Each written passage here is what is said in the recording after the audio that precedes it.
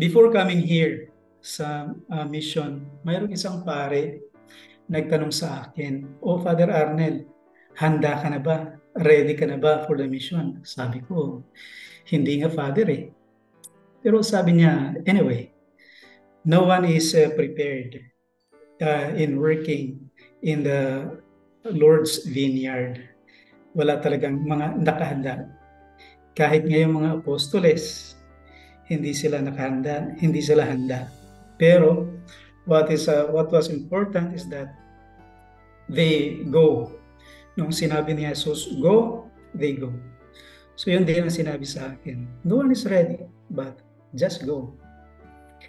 Mga ka-KKK, ang pagiging handa, so yan na po ang sinabi ni Ate kanina, ito po yung tema natin sa ating ebanghelyo ngayon, pagiging handa. Pagiging handa sa buhay na ito para maging karapat-dapat tayo sa piging ng Panginoon. Isang araw, excited si Pedro na umuwi sa probinsya. Kasi nga, matagal na siyang hindi nakakauwi. Handang-handa siya, lahat, hinanda niya. Excited. Pagdating niya dun sa probinsya, handang-handa rin sila na sinalubong si Pedro. Kaya lang, nung unang gabi, namatay yung panabong ng lolo ni Pedro. So kinabukasan, yung ulam nila, fried chicken. Tuwang-tuwa si Pedro. Sa sumunod na gabi, namatay yung baboy ng lola ni Pedro. So kinabukasan, yung ulam nila, crispy pata. Tuwang-tuwa si Pedro. So sumunod na gabi, namatay yung kambing ng lola ni Pedro. So kinabukasan, susunod na araw, ang ulam nila ay kaldereta. Pero nung sumunod na araw, na gabi, umuwi na si Pedro, bumalik na sa Maynila. Kasi namatay yung lolo ni Pedro. Kaya bumalik na kagad. Ang pagiging handa, mga kapatid. Narinig natin sa ating ebanghelyo na 5 kababaihan ang naging handa dahil sa pagdala nila ng mga kinailangan nila sa paglalakbay. Siguro itong 5 mga kababaihan ay membro ng KKK. Palaging handa. Siguro naman sa guidance nila Ate Pebbles, Kuya Benji at iba pa, I'm sure na tayo mga membro ay palaging handa at naghahanda.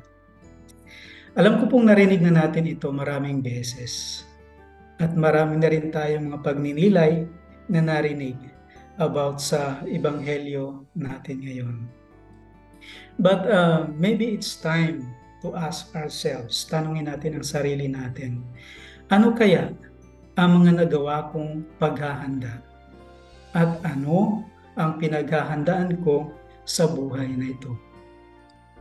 With this question, I would like to lead us to reflect on how God prepared us in this life and in the life to come sa pamamagitan ng pagbalik tanaw natin sa mga pangyayari ng ating buhay.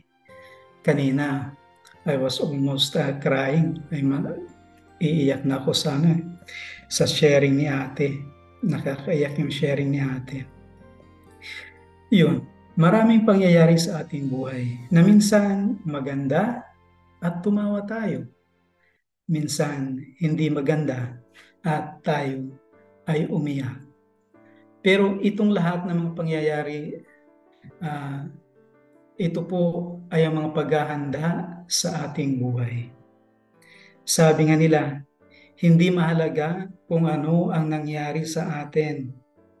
Ang mahalaga ay kung ano ang ginawa natin sa lahat ng mga nangyari sa atin.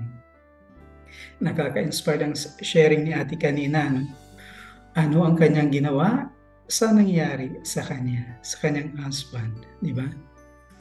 Nakaka-inspired. So yun ang mahalaga. Ano ang ginawa natin sa lahat ng mga nangyari sa atin. Hindi mahalaga yung anong nangyayari, pero ang mas mahalaga kung ano ang ginawa natin with these events sa ating buhay. Kung ikaw ay nadapa, dadapa ka na lang ba or babangon ka? Isang beses, sabi ng lalaki, Han, alam mo, hulog ka ng langit. Sabi ng babae, hindi nga. Sige nga, bakit? Sabi ng lalaki, kasi ang mukha mo, nasira. Ikaw bang mahulog galing ng langit, mula langit? Di ba masisira ang mukha mo? Pero si babae hindi nagpatalo. Sabi niya, Han, energy drink ka ba? Sabi ng lalaki, bakit? Kasi sabi niya, mukha mo parang cobra. Ahas pala, mas pangit. So mga kapatid, ano ang ginawa natin sa tuwing may nangyayari sa ating buhay? Last August to September, we had a chance to visit the places, mga lugar ni Don Bosco. Si St. John Bosco, siya po ang founder namin sa congregation ng mga Salesiano. Sabi, ang alam ko noon, si St. John Bosco ay mahirap. Pero nung nandun kami, sabi ng aming guide, si Don Bosco, St. John Bosco, hindi lang pala mahirap, miserable. Mas mahirap pa pala ang buhay nila. Totoo nga, nakita ko ang hirap ng pinagdaanan ni Don Bosco. Yes, it's true. Napakahirap. Kasi nga, 2 or 3 years old pa lang si St. John Bosco. Bata pa siya.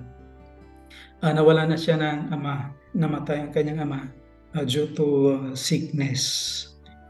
However, itong mga pangyayari, it did not become a hindrance for Don Bosco to pursue his dream na maging isang pare. Hindi ito naging hadlang sa kanya. Subalit, ang kanyang paghihirap, mga challenges, mga difficulties became a preparation, paghahanda, and a foundation for the greater things that God has for him. Lahat ng nangyari sa kanya, yun ang naging preparasyon at pundasyon sa kanyang buhay. He never had a father. Wala siyang ama kasi namatay. But nung ngayon, Don Bosco, siya ay tinaguriang teacher and father of the young people. Years before he died, doon sa Rome, sa Sacro Cuore, habang nagdadasal si Don Bosco in front of the image of Mary Jacob Christian, bigla na lang siyang napaiyak.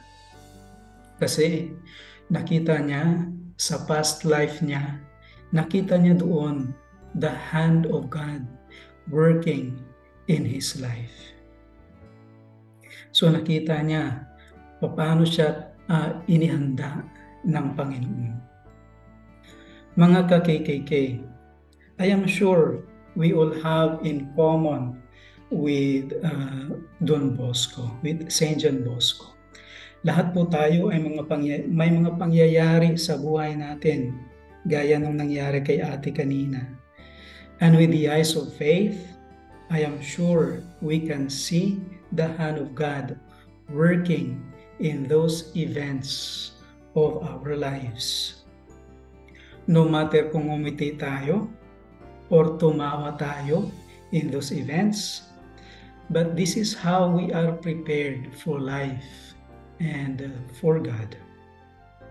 And if we accept them with faith, sa pananampalataya, kung tanggapin natin yan ng buong puso at pananampalataya, ito ang ating magiging langis sa paglalakbay natin dito sa mundong ito, dito sa mundong ibabaw, para sa piging, patungo sa piging ng Panginoon. Let me end my reflection with a personal note. I hope you won't mind. Kasi Sabi nga ni Father Mike, the late Father Mike Laguardia, personala na to. Kung hindi pa naman pagmamahal yan. So personala na to, mga ka-KKK. Before I met Don Bosco, I never dreamed to become a priest.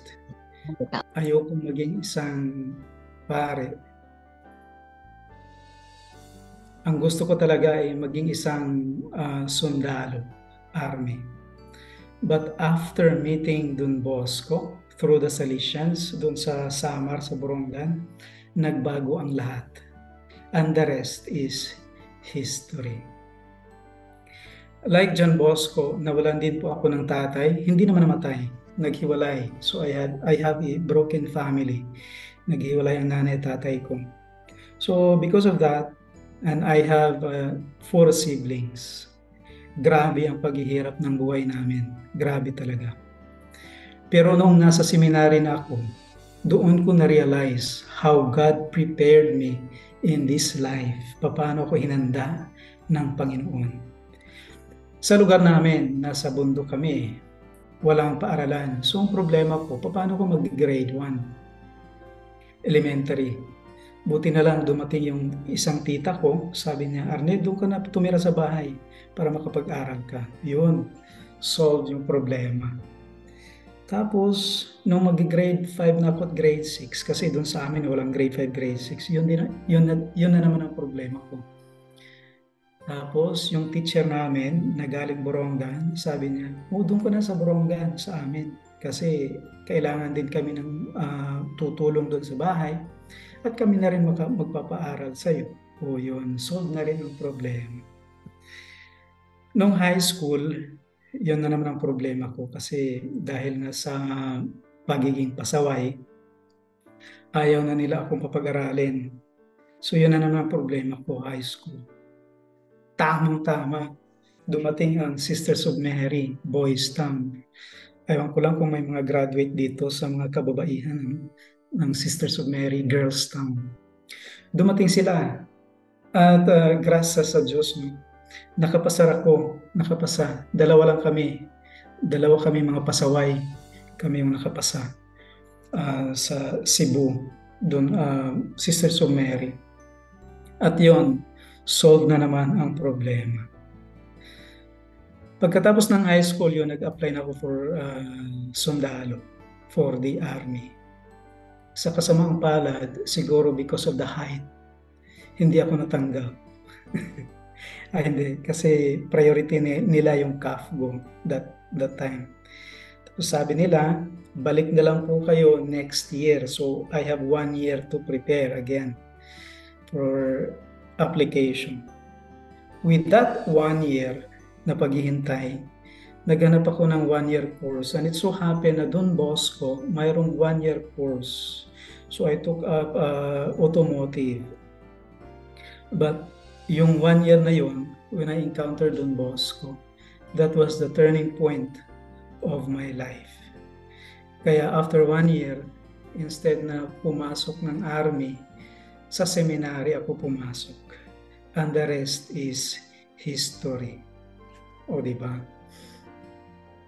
Like Don Bosco, today, I cannot but thank the Lord for all the preparation He did in my life. In the end, lahat naman, it's all about the grace of God, it's all about His will, and it's all about His love for us. Now, a missionary ngayon dito sa Mozambique, I know this is the best way for me to be prepared in this life and in the life to come. Mga ka-KKK, the fact na nandito tayo, naging member ng KKK, it's because we know dito matutulungan tayo maging handa in this life and in the next and in the life to come. Alam natin, I'm sure na alam natin dito sa KKK, the members are like the wise virgins in our gospel who have extra oil to share. Alam natin na higit sa lahat dito sa KKK, magiging kabanding natin ang Panginoon. Yan ang unang K. Sa ating kapihan, sa ating kwentuhan, sa ating maritisan. Sorry. Kapihan at kwentuhan. Pangalawang K, tayo ay makakasama natin siya sa bahay, sa trabaho, at sa araw-araw natin. Yan ang pangalawang K, kasama. Ang pangatlong K ay magiging kalakbay natin siya sa mundong ito. Kabanding, kasama, at kalakbay. So I'm sure dito sa KKK, tayo ay naghahanda kasama ang isa't isa. So mga kapatid, marami tayong mga pangyayari sa ating buhay. At yun ang mga paghahanda sa atin. Tingnan natin ng may pagmamahal. Tingnan natin na may paniniwala. Because those things, whether tumawa tayo, to umiyak, yun ang mga paghahanda sa atin ng Panginoon. At ang the best na paghahanda, mga kapatid, ay ang paggawa ng tama. Ang paggawa ng mabuti sa ating kapwa. Ang paggawa ng maganda, unang-una, sa mga tao na nandyan katabi natin. Sa mga taong nasa bahay. Kasi minsan, we are just good to our friends. We are just good sa mga katrabaho natin. Pero doon sa bahay, sa husband natin, sometimes we are not that good.